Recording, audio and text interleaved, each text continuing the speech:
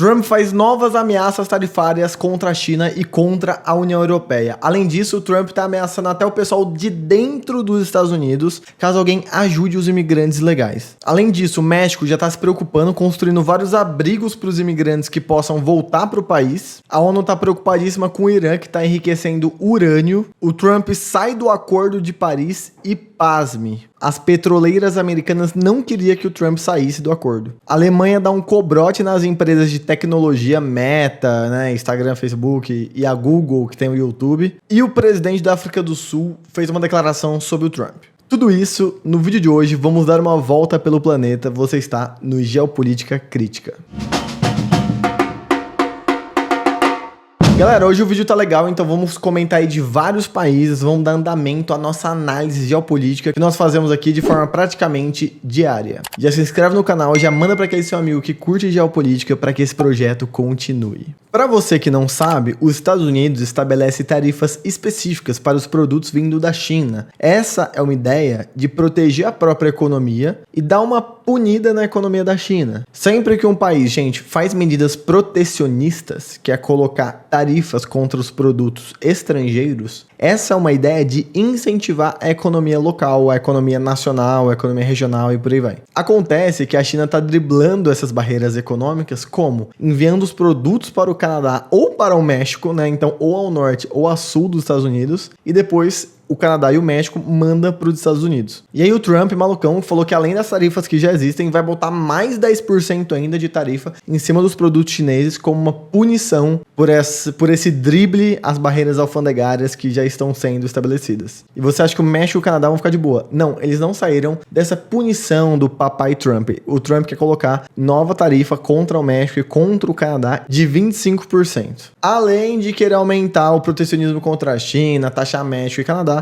o Trump também disse que tem que aumentar as tarifas em relação à União Europeia. Abre aspas o que o Trump falou. A União Europeia é muito, muito ruim para nós. Então eles vão ter que arcar com tarifas. É a única maneira da gente conseguir justiça. Então, basicamente, a gente vê o neoliberalismo caindo por terra, né? O livre mercado, vamos deixar as empresas fazerem o que elas querem, o Estado atrapalha e etc e tal. Não, o Trump tá vindo com um Estado gigantesco, com políticas fiscais, cambiais, tarifárias específicas para proteger o próprio país. Então, o Estado, na mão do Trump, de certa forma, ele até aumenta a sua atuação. Ele não reduz a sua atuação, ele aumenta. Um porta-voz da China disse que a China pensa no próprio país em primeiro lugar e que nessas guerras comerciais não tem vencedores. Então, assim, a China vai driblar essas tarifas americanas de alguma forma. E, gente, vamos ser bem sinceros, hoje em dia os Estados Unidos precisam da China. E já que estamos falando do alaranjado, o Trump falou que os promotores dos Estados Unidos devem investigar criminalmente as autoridades estaduais ou locais que tentarem resistir aos esforços contra a galera ilegal, contra os imigrantes ilegais. Os Estados Unidos sempre foi um país que os estados tinham suas próprias leis e tal, e algumas divergências, etc.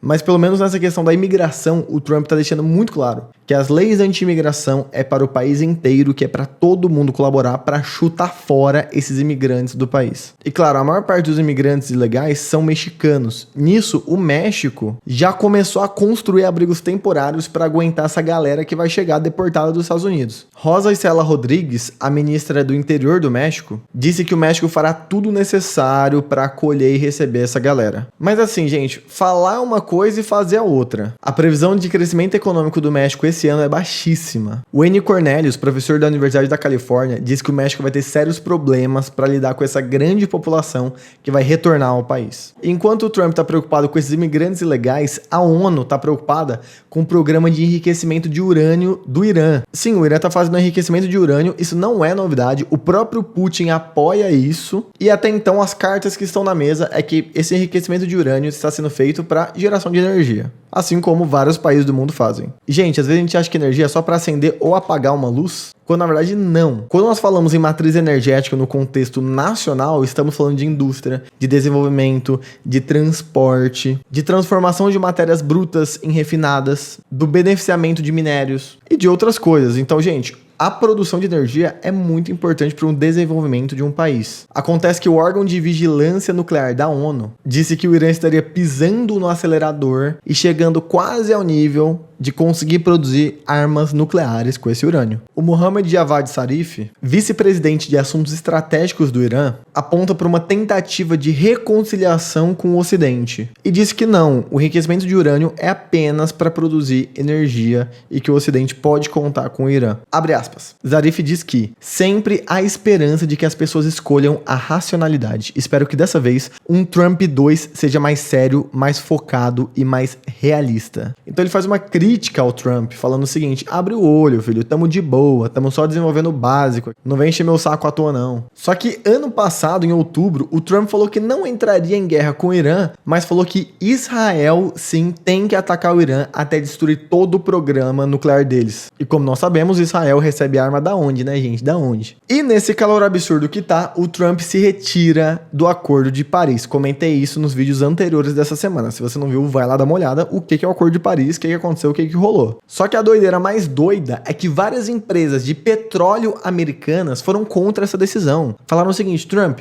fica no Acordo de Paris, filho, o que você tá arrumando? O Bethany Williams, porta-voz do American Petroleum Institute, gostaram do inglês, hein? Falou que as empresas de petróleo, filho, tipo a ExxonMobil e a Chevron, apoiam há muito tempo o Acordo de Paris e estão se organizando para isso. Abre aspas. O setor privado está comprometido em desenvolver as soluções necessárias para atender às necessidades energéticas de uma economia global em crescimento, ao mesmo tempo em que aborda o desafio climático. Frank Maisano, diretor sênior de um escritório de advocacia que trabalha com as grandes empresas do petróleo, disse que faz pouco sentido abrir mão de lugar na mesa. O que essa galera tá falando, rapaziada? Que o Trump sair do Acordo de Paris é um tiro nas pernas. Porque embora os Estados Unidos tenha diversas empresas de petróleo, essas já estão há vários anos investindo em outros tipos de energia. Estão investindo no capital pesado, já pegaram grana da galera, já abriu ação, já começou projeto, já fez propaganda de energias renováveis e tal. Energias renováveis, gente, dá um dinheiro absurdo, porque é o setor de pesquisa e desenvolvimento, ciência e tecnologia, então gera patentes. Então o Trump sair do Acordo de Paris, que parece uma coisa boa para as petroleiras, na verdade não, porque as empresas têm outros investimentos nos setores de energia renovável. Então meio que o Trump está atrasando eles a chegarem nas patentes e está tirando os Estados Unidos do debate sobre as mudanças climáticas. Quem será que vai ocupar esse lugar? A China, que só de empresas de carro elétrico tem dezenas. Então, na prática, o Trump está atrapalhando os Estados Unidos e já as patentes de energias renováveis vai ser tudo da China. Aí, para fechar esse tema, o Frank Maisano diz que as indústrias dos Estados Unidos, em todos os setores, continuam a investir em novas tecnologias e inovações que estão impulsionando a economia americana. Deveremos estar gritando essa história de sucesso de todos os telhados em todos os locais.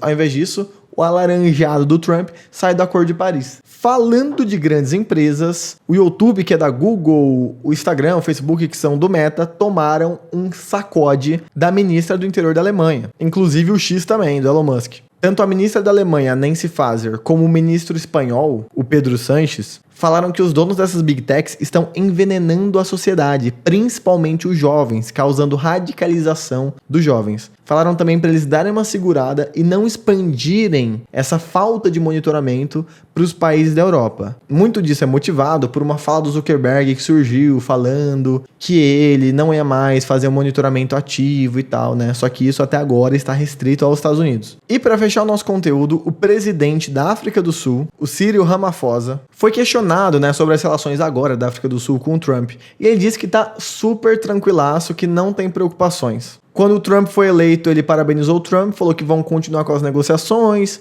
que tá ansioso para trabalhar ao lado do Trump, e é isso aí, papel diplomático feito. Se você não sabe, desde que acabou o apartheid na África do Sul, que é aquele regime que dividia, segregava, né, a população negra da população branca de forma institucionalizada, apenas um partido que ganhou as eleições, que é o partido do Conselho Nacional Africana. Inclusive, o primeiro presidente foi o Nelson Mandela, em 94. Até hoje, esse partido tá no poder, então já fazem o quê? Vai fazer 31 anos. Só que pela primeira vez na história do país, esse partido teve que fazer uma grande coalizão para conseguir governar, semelhante ao que o PT fez aqui no Brasil, de juntar um tantão de partido e fazer a famosa frente ampla para conseguir vencer as eleições. Então assim, podemos dizer que pela primeira vez a África do Sul tá com um governo mais água com açúcar, sabe? Que tem gente da extrema direita, gente centro-esquerda, tá uma loucura esse governo da África do Sul. Então é muito esperado essa resposta, né, do presidente da África do Sul, porque ele tá ali no papel diplomático, ele não quer enfrentar o Trump, também não quer falar nada, quer ficar de boa. E vamos ver como é que vai ficar essa situação do BRICS, né? Porque o Brasil tem um alinhamento maior com os Estados Unidos, África do Sul tá ali no meio campo, China e Rússia têm um posicionamento próprio, novos membros estão ingressando no BRICS. Vamos ver como é que vai ficar esse meio campo aí que a África do Sul tá fazendo. E por hoje é só, muito obrigado pela sua atenção, pela sua paciência, segue a gente no Instagram e